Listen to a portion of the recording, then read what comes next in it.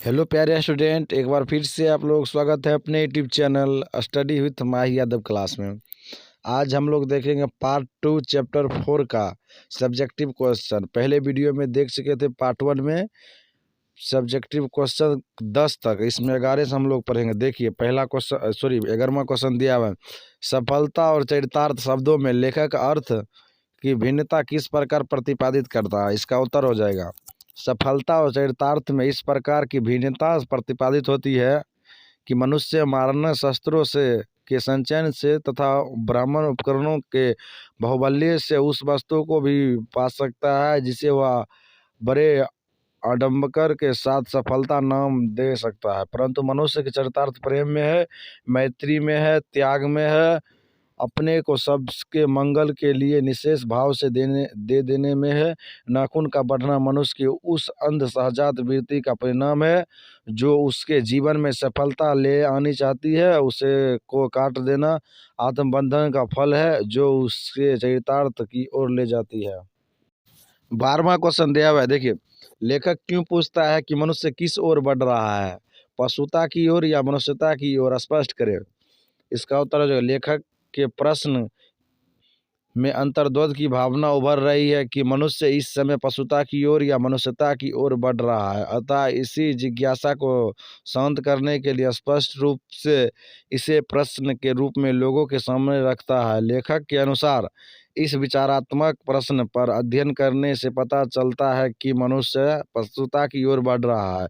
मनुष्य में बंदूक, पिस्तौल, बम से लेकर नए नए मानव विनाश के अस्त्र शस्त्र को रखने की प्रवृत्ति जो बढ़ रही है वह स्पष्ट रूप से पशुता की निशानी है। पशु वृत्तियां वाले ही इस प्रकार के अस्त्रों को होर में 13वां क्वेश्चन दिया हुआ है। देखिए, काट दीजिए, वे चुपचाप दंड स्वीकार कर लेंगे, पर निर्लज अपराधी की भांति भी छूटते ही सेध पर हाजिर।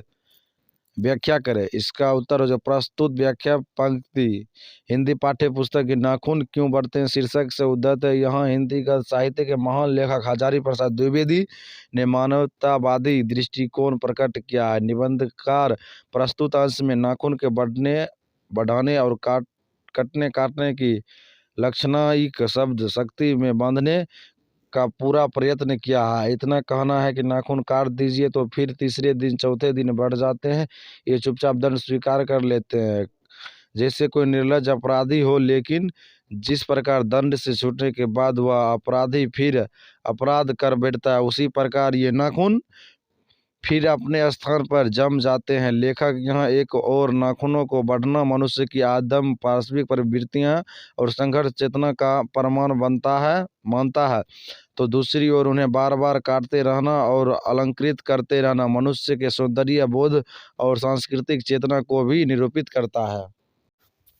14वां क्वेश्चन दिया हुआ है। देखिए, कमबख्त नाखून क्यों बढ़ते हैं? तो बढ़े, मनुष्य उन्हें बढ़ने नहीं देगा की व्याख्या करें। इसका उत्तर हो जाएगा प्रस्तुत वाक्य पंक्ति हिंदी पाठ्य पुस्तक के ललित निबंध नाखून क्यों बढ़ते हैं पाठ से ली गई है। इस पंक्ति के माध्यम से निबंधकार हजारी प्रसाद द्विवेदी ने नाखून बढ़ना, पार्श्विक वृत्तियों और काटना मानवीय प्रवृत्ति का अत्यंत लाक्षणिक और स्वाभाविक रूप में वर्णन किया है। निबंधकार यहाँ मनोवैज्ञानिक रूप का अंश भी प्रस्तुत करते हैं। यह स्पष्ट है कि मनुष्य वर्तमान परिवेश में बोधिकर्ता का महानतम स्वरूप है। सभ्यता और संस्कृति के सोपान पर हमेशा अग्रसर है। दिनों दिन पार्श्विक आवृत्तियों को समाप्त करने में अपनी ईमानदारी का परिचय दे रहा है। इस आधार पर लेखक को विश्वास है कि यदि नाखून बढ़ते हैं तो मनुष्य उन्हें निश्चित रूप से बढ़ने नहीं देगा, अर्थात पार्श्विक वृत्तियों का लक्षण ज्यों ही दिखाई पड़ता है मनुष्य से काट देता है। यह आशावादी विचारधारा लेखक को एक सांस्कृतिक और सभ्य समाज स्थापित होने में सहायक होता है। देखिए 15वां क्वेश्चन और इस चैप्टर का आखिरी क्वेश्चन देखिए, मैं मनुष्य के नाखून की ओर देखता हूं तो कभी कभी निराश हो जाता हूं। व्याख्या करें।